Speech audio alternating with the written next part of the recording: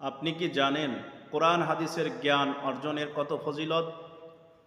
বুখারী শরীফের এক হাদিসে নবী করিম সাল্লাল্লাহু আলাইহি ওয়াসাল্লাম ইরশাদ করেছেন, কোনো ব্যক্তি সারা রাত জেগে থেকে নফল ইবাদত করার যে সওয়াব, 1 ঘন্টা সময় যদি কোরআন হাদিসের জ্ঞান অর্জনের জন্য ব্যয় করে, তবে এই 1 ঘন্টা সময়ের মূল্য সারা রাত্র জেগে থেকে নফল নামাজ আদায় করা থেকেও উত্তম। সুবহানাল্লাহ। কোরআন হাদিসের এলেম অর্জন করা কত বড় ফজিলতের কাজ।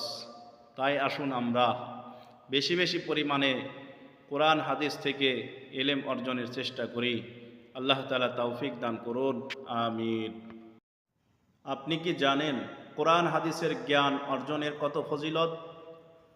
বুখারী শরীফের এক হাদিসে নবী করিম সাল্লাল্লাহু আলাইহি ওয়াসাল্লাম ইরশাদ করেছেন, কোনো ব্যক্তি সারা রাত জেগে থেকে নফল ইবাদত করার যে সওয়াব, 1 ঘন্টা সময় যদি কোরআন হাদিসের জ্ঞান অর্জনের জন্য ব্যয় করে, তবে এই 1 ঘন্টা সময়ের মূল্য সারা রাত্র জেগে থেকে নফল নামাজ আদায় করা থেকেও উত্তম। সুবহানাল্লাহ। কোরআন হাদিসের এলেম অর্জন করা কত বড় ফজিলতের কাজ।